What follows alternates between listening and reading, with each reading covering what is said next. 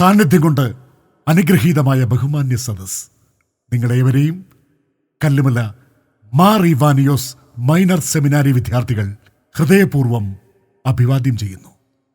മുൻ വർഷങ്ങളിൽ അവതരിപ്പിച്ച നാടകങ്ങൾക്ക് എല്ലാവിധ പ്രോത്സാഹനവും തന്ന് അനുഗ്രഹിച്ച ആദരണീയരായ പിതാവ്, വൈദിക ശ്രേഷ്ഠർ, ബ്രദേഴ്സ്, സിസ്റ്റേഴ്സ്, രക്ഷകർത്താക്കൾ, മറ്റ് സൗഹൃദങ്ങൾ എന്നിവരോടുള്ള കൃതജ്ഞത ഞങ്ങൾ അറിയിക്കുന്നു. പതിവ് അവതരണമായ ബൈബിൾ കഥയിൽ നിന്ന് വഴിമാറി ഒരു സാമൂഹ്യ കഥ പറയാൻ ഇക്കുറി ഞങ്ങൾ ശ്രമിക്കുന്നു. ആക്ഷേപഹാസ്യത്തിൽ പൊതിഞ്ഞു പറയുന്ന ഈ ലഘുനാടകത്തിൽ ബൈബിൾ സന്ദേശങ്ങൾ പരമാവധി ഉയർത്തിക്കാട്ടാൻ ഞങ്ങൾ ശ്രമിച്ചിട്ടുണ്ട്. ഈ കലോപഹാരത്തിന് വേണ്ട വിലയേറിയ ഉപദേശങ്ങളും മാർഗനിർദ്ദേശങ്ങളും തന്ന് ഞങ്ങളോടൊപ്പം നിന്ന ആദരണീയനായ rector very reverend father Varghese Kochukaleekkal, vice rector reverend father Joshua Thekkedath, ആത്മീയ പിതാവ് reverend doctor Philip Chempakasseril, brother Isaac Pallimeenathethil, brother Paul Thekkedath, brother Joshua Puthiya Veettil തുടങ്ങിയവരോടുള്ള ഞങ്ങളുടെ ഹൃദയം നിറഞ്ഞ സ്നേഹം ഈ അവസരത്തിൽ ആദരവോടെ പങ്കുവെച്ചുകൊണ്ട് നിങ്ങളുടെ അനുവാദത്തോടെ ഞങ്ങൾ ആരംഭിക്കുന്നു. കുഴിക്കാല വീട്ടിൽ ലോറൻസ് മകൻ ലോനപ്പൻ.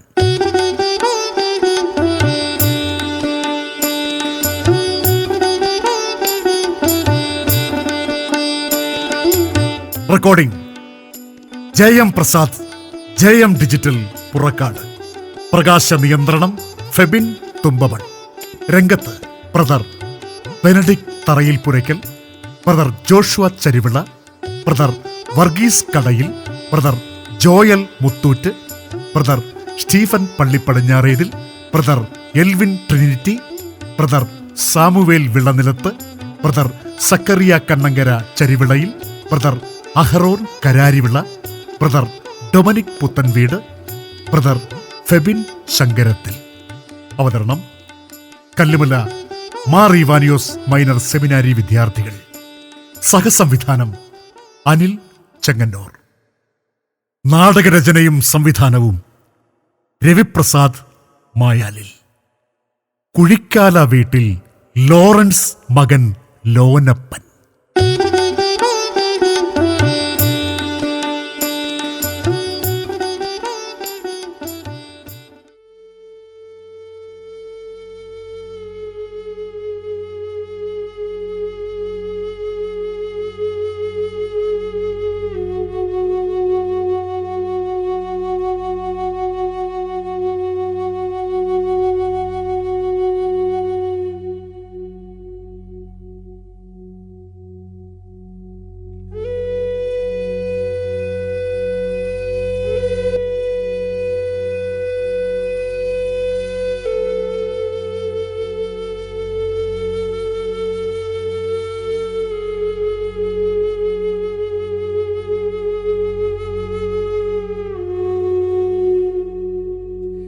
കിടക്കുന്ന കിടപ്പ് കണ്ടോ?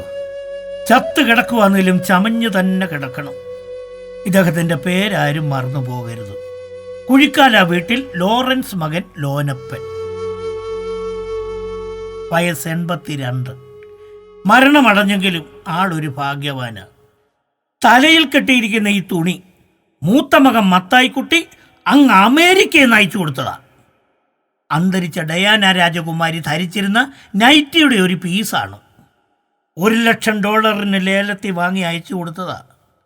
മുക്കി വച്ചിരിക്കുന്ന ഈ പഞ്ഞി രണ്ടാമത്തെ മകൾ ഡെല്ലാമ സിംഗപ്പൂരിൽ നിന്ന് അയച്ചു കൊടുത്തതാണ്.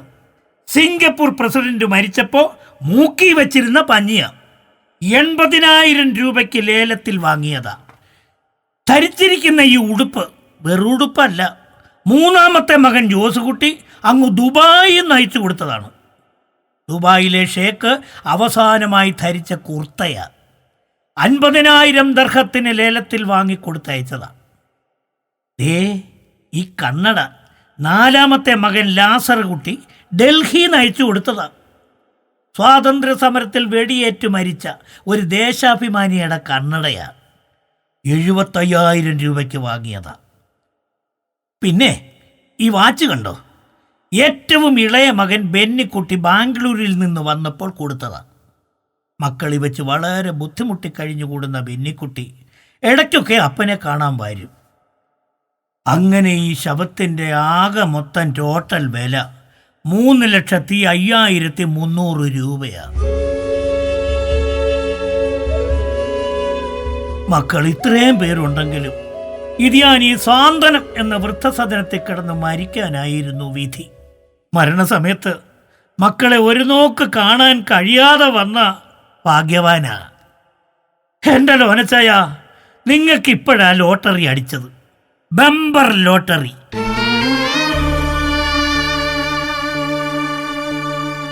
ശങ്കര, നിനക്കെന്താടാ ഭ്രാന്ത് പിടിച്ച? ഇജ്ജ് ആരോടാ സംസാരിക്കണത്?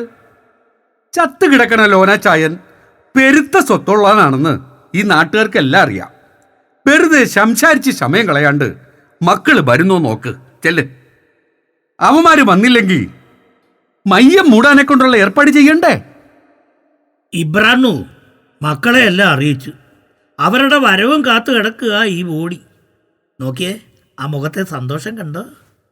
ഈ വൃദ്ധസദനത്തിൽ ഉപേക്ഷിച്ച് പോയ മക്കളെ കാണാനുള്ള സന്തോഷം. ചത്തവൻ എവിടെയാടാ സന്തോഷം? ജീവിച്ചിരുന്നപ്പോൾ ഇതിൻ്റെ സന്തോഷം നമ്മളാരും കണ്ടിട്ടില്ലല്ലോ. എപ്പോഴും കണ്ണീരൊഴുക്കണ മുഖം മാത്രം. ഇനി ചത്തപ്പോഴെങ്കിലും അങ്ങേര് സന്തോഷിക്കട്ടെന്ന്.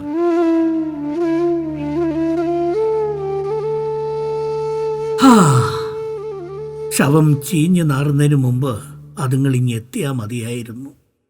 വന്നില്ലെങ്കിൽ മെഡിക്കൽ കോളേജ് കൊടുക്കണം, അവര് കീറി പഠിക്കട്ടെ. അതൊന്നും വേണ്ട. സെമിത്തേരിയിൽ അന്ത്യശുശ്രൂഷ നടത്തി സംസ്കരിക്കാൻ നമ്മളെ കൊണ്ടും കഴിയും. ഉറ്റവരാരും എത്തിയില്ലെങ്കിലും നമ്മളെ കുഴിച്ചിടാൻ ആരെങ്കിലും ഉണ്ടാകും. നിങ്ങളിവിടെ എത്തിയത് ഏത് അവസ്ഥയിലാണെന്ന് എനിക്കറിയില്ലേ. ഞാൻ വന്നതും അങ്ങനൊരവസ്ഥയിലാണ്. എൻ്റെ മാധവി എന്നെ വിട്ടുപോയപ്പോൾ എൻ്റെ ചിറകൊടിഞ്ഞു. പിന്നെ മക്കൾക്കും എന്നോടൊരകൽച്ചയുണ്ടായി. ഞാൻ അവർക്ക് ശല്യമായി തീരുന്നോ എന്നൊരു തോന്നൽ. ഒരു ദിവസം രാത്രിയിൽ എൻ്റെ ഇളയ മരുമോള് പതിവില്ലാതെ ഒരു ഗ്ലാസ് പാല് കൊണ്ടു തന്നു. പാൽ എനിക്കിഷ്ടമല്ലാത്തത് കൊണ്ട് അവൾ കാണാതെ ഞാൻ ആ പാല് ചക്കിപ്പൂച്ചയ്ക്ക് ഒഴിച്ചു കൊടുത്തു. അത് വന്ന് കുടിച്ച ഞങ്ങളുടെ ചക്കിപ്പൂച്ച പിടഞ്ഞ് മരിക്കുന്നത് കണ്ടപ്പോൾ എൻ്റെ ചങ്കൊന്ന് പിടഞ്ഞു. പിന്നെ ഞാൻ അവിടെ നിന്നില്ല. കരയാതെടോ ശങ്കര. എടോ ശങ്കരോ, നിന്റെ മരുമോള് നിന്നെ കൊല്ലാനല്ലേ വന്നത്? അതിലും ക്രൂരതയാണ് ഞങ്ങളുടെ ഇളയ മോൻ സുഹൈല് ഞമ്മളോട് കാട്ടിയത്. ഒക്കത്ത് വെച്ച് അവന്റെ കുട്ടീനെ, നമ്മുടെ പേരക്കുട്ടീനെ ലാളിച്ചതാ ഞമ്മക്ക് ശിക്ഷയായത്. കുട്ടീന്റെ കൈത്തിലെ മാല കാണാതെ പോയി. ഓന്റെ കെട്ടിയോടെ സംശയം ഞമ്മളെയായിരുന്നു. ഞമ്മക്കറിയില്ലെന്ന് പറഞ്ഞിട്ടും പോലീസുകാർ വന്ന് സ്റ്റേഷനിലേക്ക് കൊണ്ടുപോയി. അവരെന്നെ ബെരട്ടി ചോദ്യം ചെയ്തു. കുടിക്കാനായിട്ട് വെള്ളം പോലും തന്നില്ല. പിന്നെ കുട്ടീൻ്റെ മാല വീട്ടിൽ നിന്ന് കണ്ടെടുത്തപ്പോൾ പോലീസുകാരെന്നെ വിട്ടയച്ചു. പിന്നെ ഞാൻ ആ വീട്ടിലോട്ട് പോയിട്ടില്ല. അന്ന് നമ്മൾ ബടക്കുന്ന് വണ്ടി കയറി കണ്ണീരൊഴുക്കി തെരുവുകളിൽ നമ്മൾ അലഞ്ഞു നടന്നു. വിളിക്കാനെ കൊണ്ട് ആരും വരാഞ്ഞപ്പം മനസ്സിലായി നമ്മളെ ഒഴിവാക്കാനുള്ള എൻ്റെ മക്കളുടെ അടവായിരുന്നെന്ന്. ഈ വൃദ്ധസദനത്തിലെ ആൾക്കാർ വന്നാണ് എന്നെ ഇവിടെ കൊണ്ടെത്തിച്ചത്.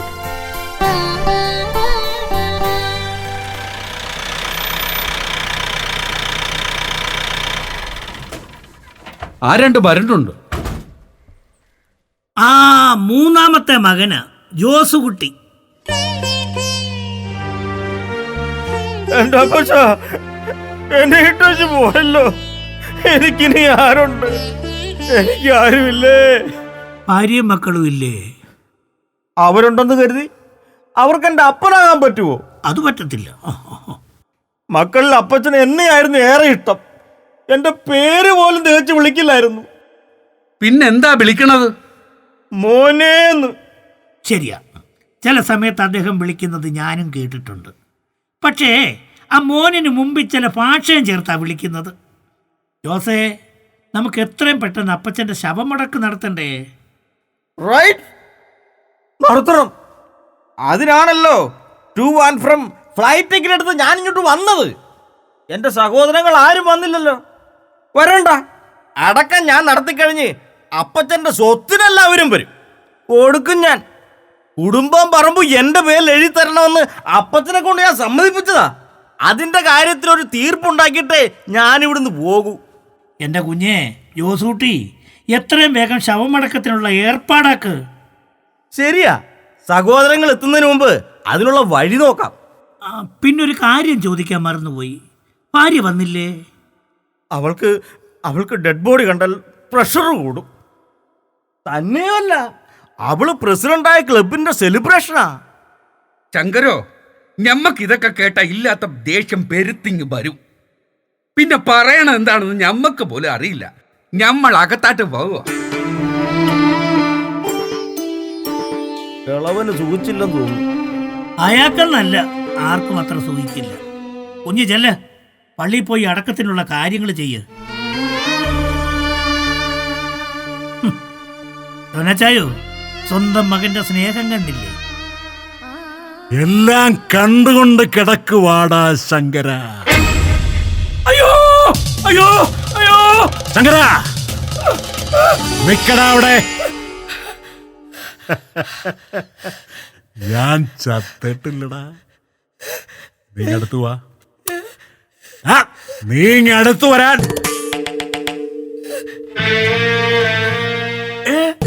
ചത്തിട്ടില്ലേ?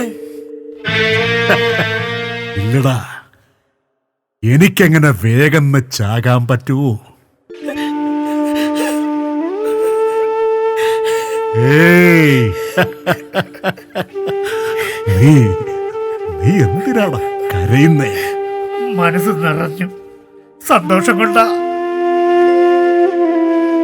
മരണമറിഞ്ഞെത്തുന്ന എന്റെ പൊന്നുമക്കളുടെ സ്നേഹത്തിന്റെ ആഴം എത്രത്തോളം ഉണ്ടെന്ന് നടന്നു നോക്കാനാ മരണം നടിച്ച് ഞാൻ കിടന്നത്. എങ്കിലും നിന്നെ തെറ്റിദ്ധരിപ്പിക്കേണ്ടി വന്നതിൽ വിഷമമുണ്ട്. എന്നാലും ശ്വാസം പിടിച്ച് എങ്ങനെ കിടന്നു? ചെറുപ്പം മുതലേ മണ്ണിൽ പണിയെടുത്ത ശരീരമല്ലേ ഇത്? ചവിട്ട് നാടകക്കാരനായിരുന്നില്ലേ? വിശിഖാചരിത്രമൊക്കെ ചവിട്ടി തിമിർത്ത ഒരു കാലമുണ്ടായിരുന്നു.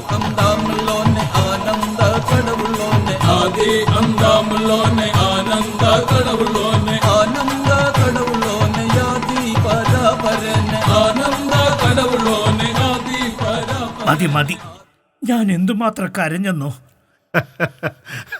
ആ കരച്ചില് മാറ്റി നിന്നെ ഒന്ന് സന്തോഷിപ്പിക്കാനല്ലേടാ ഞാൻ ഈ ചുവട് വെച്ചത്. എങ്കിൽ ഞാൻ പോയി എല്ലാവരെയും ഒന്ന് അറിയിക്കട്ടെ, ലോനച്ചായ മരിച്ചിട്ടില്ലെന്ന് പറയാൻ. വേണ്ട, ഞാൻ മരിച്ചതായി തന്നെ എൻ്റെ മക്കള് വിശ്വസിക്കട്ടെ. ബാക്കിയുള്ളവർ കൂടി വരട്ടെ. അവരുടെ സ്നേഹപ്രകടനങ്ങൾ കൂടി നമുക്കൊന്ന് കാണാമല്ലോ. മക്കൾ ഓരോ നിലയിലായപ്പോ അവർക്ക് അവരുടെ കുടുംബമായി, തിരക്കായി. ഇതിലൊന്നും എനിക്ക് വിഷമമില്ല, സന്തോഷമേ ഉള്ളൂ. എന്നാലും ഈ തിരക്കിനിടയിൽ ഒരു പ്രാവശ്യമെങ്കിലും എൻ്റെ മക്കളൊന്ന് വന്നിരുന്നെങ്കിൽ എന്ന് ഞാൻ ആശിച്ചു പോയിടൂ.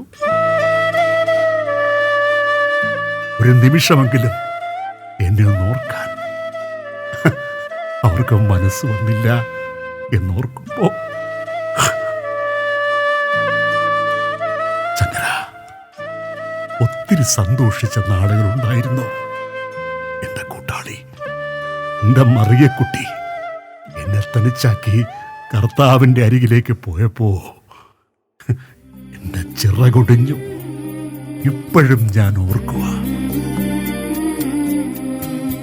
മക്കളൊക്കെ പുറത്തു പോകുന്നതിന് മുമ്പ് അവസാനമായി ഞങ്ങൾ ഒരുമിച്ച് ആഘോഷിച്ച വിവാഹ വാർഷികം.